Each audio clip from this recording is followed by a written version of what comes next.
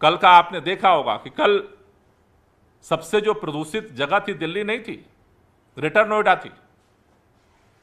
लेकिन सीएक्यूएम के हर आदेश की भाजपा की सरकारें धज्जियां उड़ा रही हैं, वो मानने को तैयार नहीं है।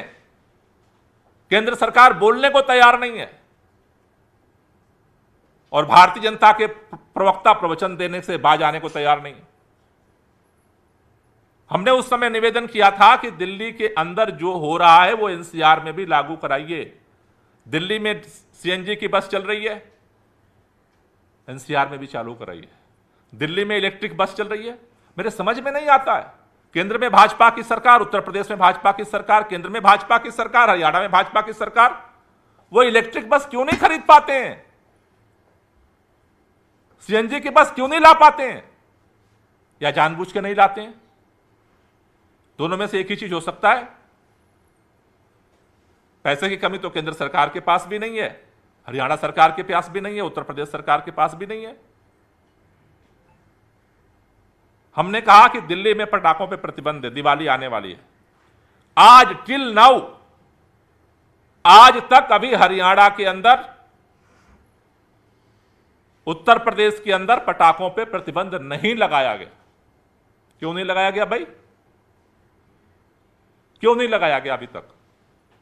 भारतीय जनता पार्टी इसका जवाब क्यों नहीं देना चाहती है? केंद्र सरकार चुप क्यों है? दिल्ली के अंदर 24x7 बिजली सप्लाई हो रही है, जनरेटर सेट बंद है, लेकिन आज की डेट तक पूरे एनसीआर के अंदर जनरेटर सेट चल रहे हैं।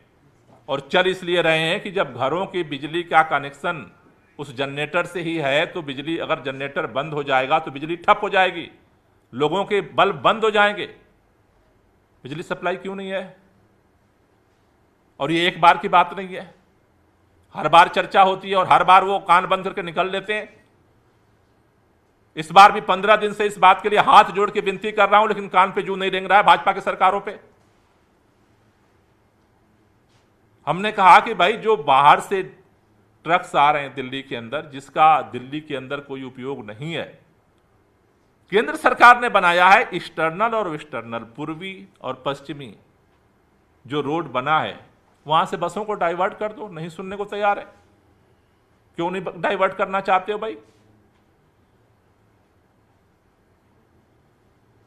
आज की तारीख में दुखी मन से हमें कहना चाह रहा हूं, भारतीय जनता पार्टी की सभी सरकारें दिल्ली के अंदर प्रदूषण को षड्यंत्र करके बढ़ाना चाहती हैं।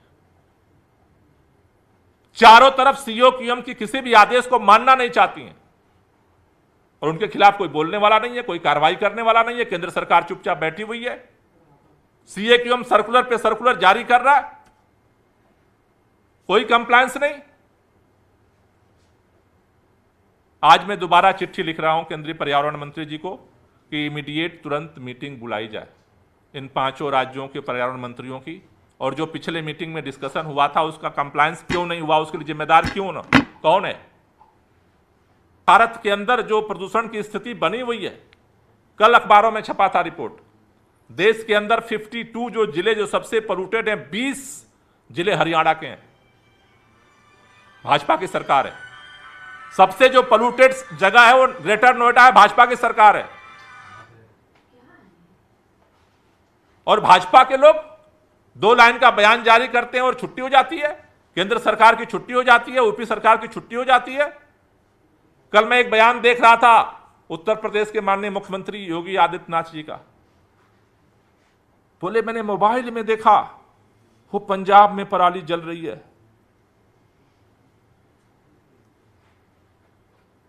यूपी से सारी बसें डीजल की घुमा रहे, वो चारों तरफ, वो नहीं दिख रहा है। ग्रेटर नोएडा में सबसे ज्यादा पोल्यूशन हो रहा है, वो नहीं दिख रहा है। उस पर पट्टी बांध रखी है।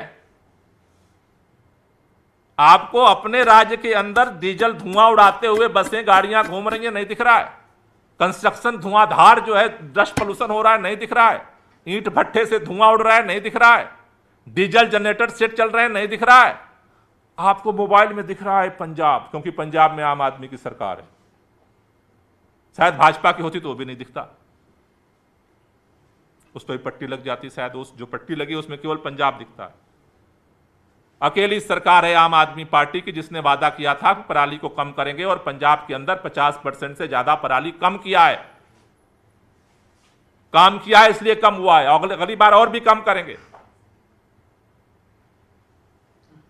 लेकिन एक बात समझना सबको जरूरी है कि ये जो प्रदूषण की समस्या है पूरे उत्तर भारत की समस्या है, सबको सहयोग करना पड़ेगा।